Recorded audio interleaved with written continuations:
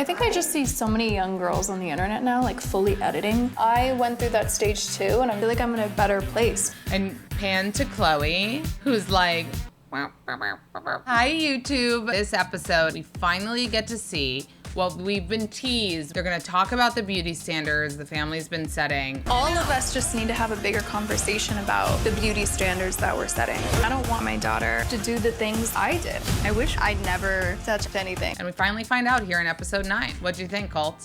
Well, I just love that they teased to us. Back to you. Well, thank you reporting here live, close to Calabasas, not that far away. The scene was set up in a way that was like Kourtney asked Kylie to come do her glam. We get no backstory as to why Kourtney can't have like regular glam people. Khloé is there and she walks in with this really straight, sleek, long hair. Yes. And everyone's like, your hair looks so good. And she's like, oh my God, I'm hiding it. Look how streaky it is. I'm like hiding it. You know, it doesn't look good, blah, blah, blah. I do think you should be confident even in your imperfections. Okay. I was just thinking about like the beauty standards in the world today. And they start just talking about how everyone's over editing photos nowadays. I just feel like we have huge influence in like what are we doing with our power. I think I just see so many young girls on the internet now, like fully editing. Yeah. Like the editing and I went through that stage too, and I feel like I'm in a better place, but other people can instill insecurities in you. And pan to Khloé, who's like, because like, Khloé outwardly loves to edit a photo, you know? And she doesn't want to join in on this new anti-editing protest that Kylie's trying to start. Their insecurities specifically had never come from them, but from society. That's how I accumulated all of mine, is from other people. Mine are not, trust me. I had the most confidence. I was chubby and in a skin-tight bodycon dress. You couldn't tell me otherwise.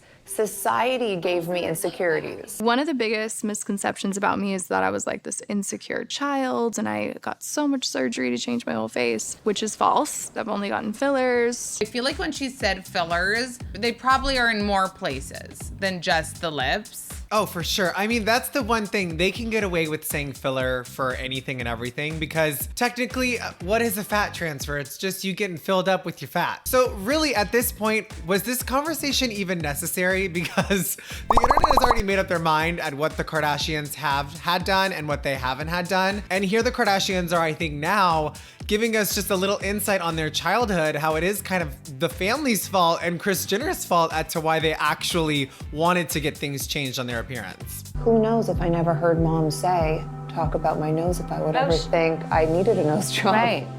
I definitely heard her talk about your nose. Well, it's so wild because leave it to Kourtney to hate on Kris Jenner. Like I'm a control freak and Same. my therapist We all tells are. that's Is that great. my fault too? It is. It comes from you. I feel like there's still some underlying issues and resentment with Kris because the moment she gets an opportunity, she's like, the way we were raised, you know, this awful woman. We all know on the show, everyone was kind of always making fun of Khloé. Caitlyn Jenner told her she needed to lose 10 pounds before she did a campaign. All the sisters. Do I look fat? Just like 20 pounds overweight. And now here they are saying like, oh, you weren't even chubby. Also, I look back and you weren't chubby.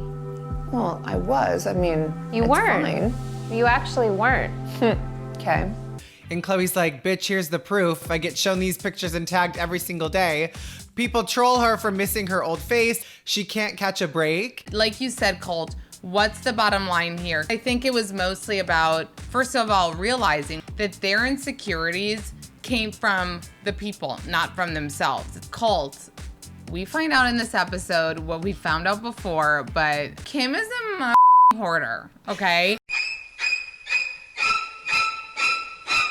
Kim is a hoarder with lots of money so she can hoard properly. On the day of the storage unit clean out, the divorce was finalized. Today is the day that your divorce is final. Yeah. And you're here with all of his stuff. Yeah. I'm really at peace with it. There's so many amazing things that came out of my marriage and my divorce. And you know, it brings me to like really to tears or almost to tears because I didn't actually cry. But that she keeps saying she misses who Kanye was. I've kept every single Yeezy. For me, I think this is like me holding on to the Kanye that I know. And I'm definitely not gonna cry off this makeup. Gonna get it together. No, it's okay. I feel like I've cried enough over this. It's like the memories. It's sad. I think, yeah, this is like my time capsule of like the best times.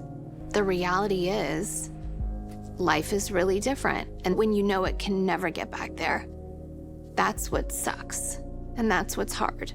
Also, drink every time she said memories.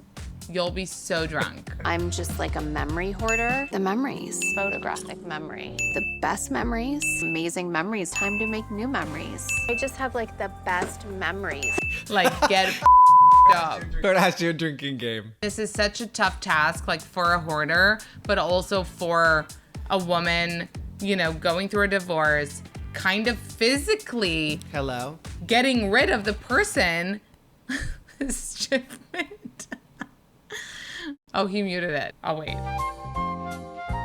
Yeah, I just don't understand Kanye's whole thing. Oh, yeah, lean right back in. Mm-hmm. So later in the episode, Kendall and Kylie come to Kim's house. They talk about everything Kanye, and Kim tells them about, you know, purging the stuff. But it's like sometimes I'm like, why do I hold on to this? I definitely love how Kylie Jenner, out of everyone, she's just the most no given kind of girl with, if North wants to have a stocking for her dad, then North gets a stocking for her dad. I still have a stocking. You know, and North wanted to post like all of our decorations and she posted the stocking and I'm like, oh my God, people are gonna think I agree with some of the things that he says. Well, that's just silly you know. stuff. A stocking, gingerbread, and if that makes your kids happy, especially Norris since she's the oldest, then like do it. Totally. You don't have to explain yourself. You're doing it for your kids. And then Kylie tells us that Kim and Kylie are actually twins and they've been realizing it lately. Kim is just my girl. We've realized that we're actually twins because we live the same life. It's very hard to explain because I can't tell you guys everything. But I don't know, we woke up one day and we're like, wow, we're the same person. We should really just be best friends and these other sisters. And here we are, Colt, trying to figure out why. Like, we know they're both like boss bees of the family. We know that Kylie kind of looks up to Kim, I feel like looks wise. But then Kylie gave us a little wink. So it's like, is it the same type in dudes? Is she referring to them being twins or Eskimo sisters? Oh my God. Do you know what Eskimo sister is? Yeah, I would have asked if I didn't know what it is. Oh. But I just felt like, yeah, it sounded a little sexual with like the winking, even though Kylie loves a wink. Yeah. Even though she's not amazing at it, she does love a wink. So what'd you guys think of episode 9? Let us know in the comments below. And check out last week's episode in case you missed it. And don't forget to subscribe.